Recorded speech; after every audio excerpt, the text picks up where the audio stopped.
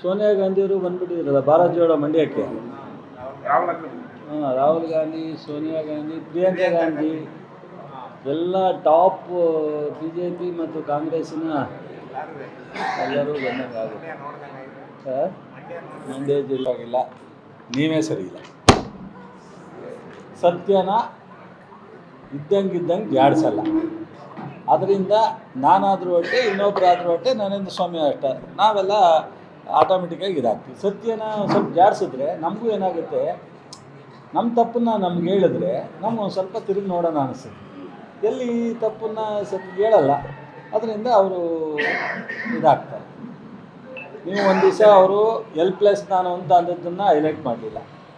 ಆಂಧ್ರಕ್ಕೆ ಹೋಗುತ್ತೆ ನನ್ನ ಕೈಲಿ ಆಗ್ತಾ ಇಲ್ಲ ಅಂದಾಗ ನೀವು ಟಚ್ಚೇ ಮಾಡಲಿಲ್ಲ. ಸ್ವಲ್ಪ ಅದು ಎಲ್ಲ ನೀವು ಒಂದು ಬರೆದು ಹೋದರೆ ಮುಂದೆ ಆಗಲ್ಲ. ಈಗ ಕೆಲವು ವಿಚಾರದಲ್ಲಿ ಎಷ್ಟು ಎಫೆಕ್ಟಿವ್ ಆಗಿ ಪ್ರೆಸರ್ ಆಗಿ ಜನರಿಗೆ ಮುಟ್ಟಬೇಕು, ಜನರಿಗೆ ಒಳ್ಳೆಯದಾಗಲಿ ಕೆಟ್ಟದ್ದಾಗಲಿ ಹೇಳಬೇಕು ಅಂದರೆ 10 ಸಲ ಹೇಳಬೇಕಾದ ಪರಿಸ್ಥಿತಿ ಬಂದಿದೆ.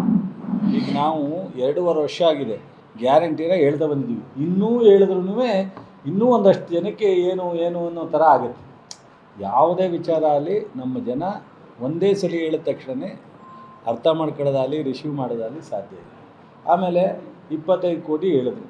25 ಕೋಟಿನ ನಾನು ನಾಳೆ ಹ್ಯಾಂಡ್ ಓವರ್ ಮಾಡಿಬಿಡ್ತೀನಿ ಅಂತಂದು.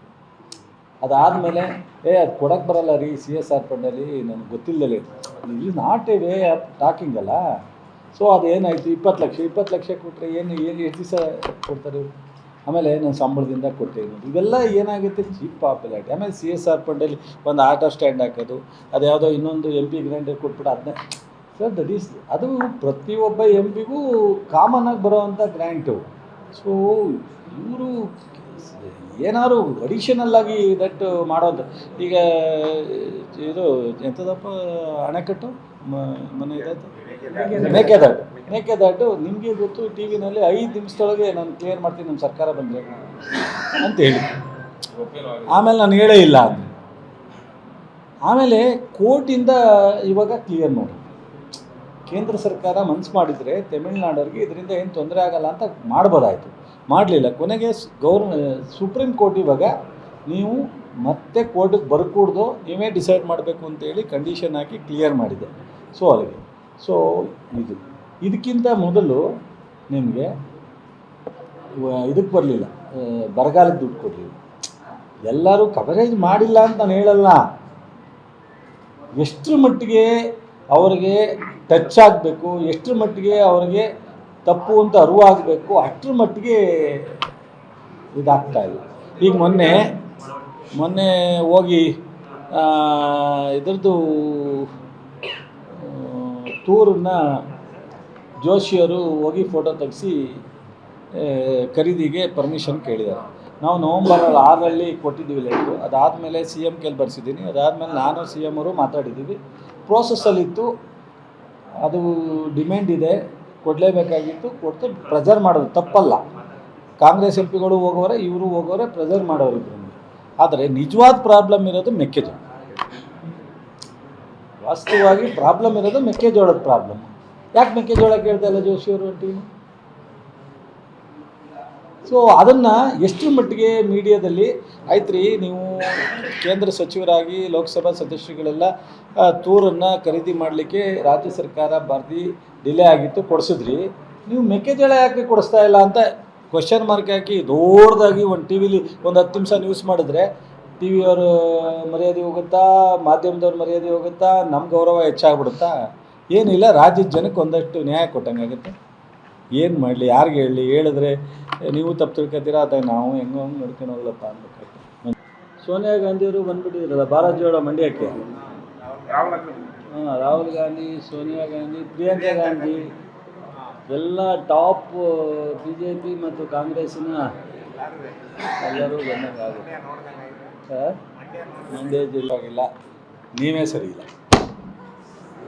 ಸತ್ಯನ ಇದ್ದಂಗೆ ಜಾಡಿಸಲ್ಲ. ಅದರಿಂದ ನಾನಾದರೂ ಅಷ್ಟೇ, ಇನ್ನೊಬ್ಬರಾದರೂ ಅಷ್ಟೇ, ನರೇಂದ್ರ ಸ್ವಾಮಿ ಅಷ್ಟೇ, ನಾವೆಲ್ಲ ಆಟೋಮೆಟಿಕ್ಕಾಗಿ ಇದಾಗ್ತೀವಿ. ಸತ್ಯನ ಸ್ವಲ್ಪ ಜಾಡಿಸಿದ್ರೆ ನಮಗೂ ಏನಾಗುತ್ತೆ, ನಮ್ಮ ತಪ್ಪನ್ನ ನಮ್ಗೆ ಹೇಳಿದ್ರೆ ನಮ್ಗೆ ಒಂದು ಸ್ವಲ್ಪ ತಿರುಗಿ ನೋಡೋಣ ಅನಿಸುತ್ತೆ.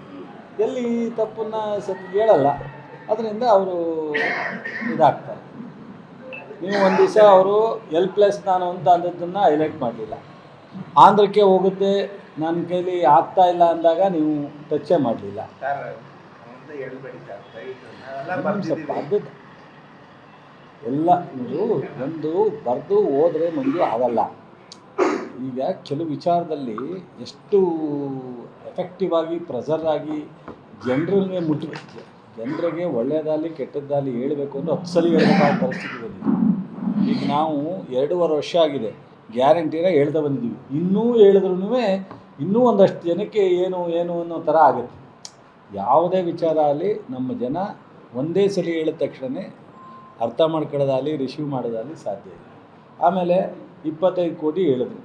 25 ಕೋಟಿನ ನಾನು ನಾಳೆ ಹ್ಯಾಂಡ್ ಓವರ್ ಮಾಡಿಬಿಡ್ತೀನಿ ಅಂತಂದು. ಅದಾದಮೇಲೆ ಅದು ಕೊಡೋಕ್ಕೆ ಬರಲ್ಲ ರೀ CSR ಫಂಡಲ್ಲಿ, ನನಗೆ ಗೊತ್ತಿಲ್ಲದೆ ಇಲ್ಲಿ not A way of talking ಅಲ್ಲ. ಸೊ ಅದೇನಾಯಿತು, 20 ಲಕ್ಷ ಕೊಟ್ಟರೆ ಏನು ಎಷ್ಟು ದಿವಸ ಕೊಡ್ತಾರೆ ಇವರು. ಆಮೇಲೆ ನಾನು ಸಂಬಳದಿಂದ ಕೊಟ್ಟೇನು, ಇವೆಲ್ಲ ಏನಾಗುತ್ತೆ ಚೀಪ್ ಪಾಪ್ಯುಲಾರಿಟಿ. ಆಮೇಲೆ CSR ಫಂಡಲ್ಲಿ ಒಂದು ಆಟೋ ಸ್ಟ್ಯಾಂಡ್ ಹಾಕೋದು, ಅದು ಯಾವುದೋ ಇನ್ನೊಂದು MP ಗ್ರ್ಯಾಂಡ್ ಕೊಟ್ಬಿಟ್ಟು ಅದನ್ನೇ ಸರ್ ಅದು ಪ್ರತಿಯೊಬ್ಬ MPಗೂ ಕಾಮನ್ನಾಗಿ ಬರೋವಂಥ ಗ್ರ್ಯಾಂಟು. ಸೊ ಇವರು ಏನಾದ್ರು ಅಡಿಷನಲ್ಲಾಗಿ ದಟ್ ಮಾಡೋದು. ಈಗ ಇದು ಎಂಥದಪ್ಪ ಅಣೆಕಟ್ಟು ಮನೆ ಇದಾಯ್ತು ಮೇಕೆದಾಟು ನಿಮಗೆ ಗೊತ್ತು, ಟಿ ವಿನಲ್ಲಿ 5 ನಿಮಿಷದೊಳಗೆ ನಾನು ಕ್ಲಿಯರ್ ಮಾಡ್ತೀನಿ ನಮ್ಮ ಸರ್ಕಾರ ಬಂದರೆ ಅಂತ ಹೇಳಿ.